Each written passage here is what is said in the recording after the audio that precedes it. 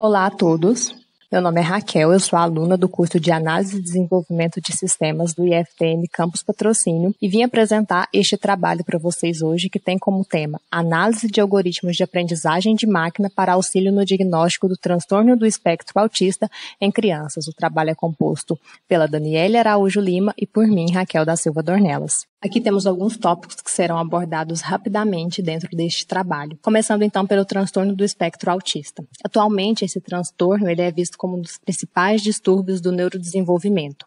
O TEA ele não é uma doença, mas se trata de uma condição neurológica que é caracterizada por alterações notáveis no desenvolvimento da linguagem e da interação social. Em alguns casos, existem também os comportamentos estereotipados e repetitivos, alterações sensoriais e interesses limitados pelos pacientes. Por se tratar de um espectro, ele está classificado em 3 níveis diferentes, onde cada um desses níveis vão se encontrar ligados ao grau de apoio que o paciente necessita. Falando um pouco mais sobre a questão do diagnóstico do transtorno do espectro autista. Sua origem vai ocorrer nos primeiros anos de vida. Em algumas crianças é possível perceber os sintomas logo após o nascimento. Porém, na maior parte dos casos, esses sintomas só são constatados entre 1 a 2 anos de idade. Porém, o diagnóstico do TEA ele é realizado em média dos 4 aos 5 anos de idade. E isto é um sério problema, porque o diagnóstico precoce ele vai possibilitar aos profissionais de saúde iniciarem um processo de intervenção individual, que com frequência vai reduzir a gravidade do transtorno por se tratar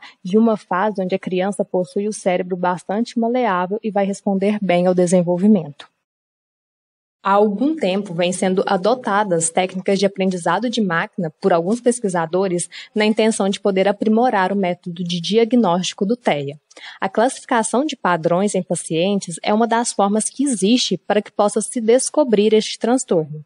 Então, a computação ela pode contribuir com essa descoberta, auxiliando através da automatização, onde os dados dos pacientes vão ser armazenados em bancos de dados e, ao atingir uma quantidade suficiente, essa base então poderá ser manipulada e poderá ser feita a mineração de dados.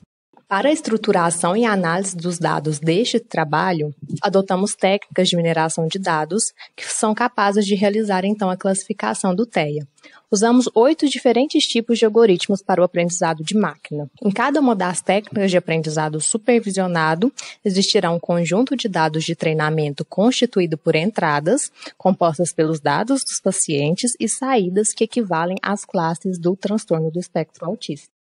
Na realização da análise de dados, nós obtivemos um conjunto de dados que foi retirado de um site que é um repositório de aprendizado de máquina e selecionamos os 10 atributos compostos por características individuais coletados por meio de triagens que foram realizadas em crianças de 4 a 11 anos. O nosso objetivo, então, é identificar qual dos 8 algoritmos de classificação vai possuir como resultado a melhor acurácia na predição e a mais baixa taxa de erro. A mineração de dados foi feita através da plataforma de análise NIME. Foram usados os mesmos nós dentro do modelo do fluxo de trabalho em cada um dos algoritmos, como visto na imagem abaixo. O nó de correlação é responsável por definir as colunas redundantes para que fosse realizado então a filtragem. No final, o score gerou a matriz de confusão. Uma matriz de confusão é uma tabela que vai permitir então a visualização do desempenho de um algoritmo de classificação. Em nosso trabalho então foi possível observar todos os resultados mostrados, qual foi a porcentagem de acurácia e erro de cada um dos algoritmos que foram testados. Dentre as várias técnicas de classificação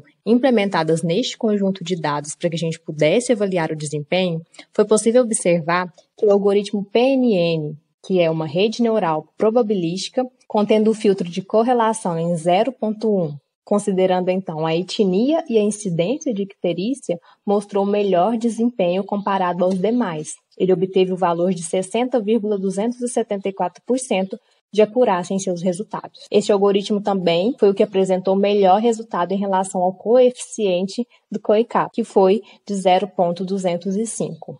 Por outro lado, a pior classificação que nós tivemos foi o algoritmo MLP, que é o Perceptron Multicamadas.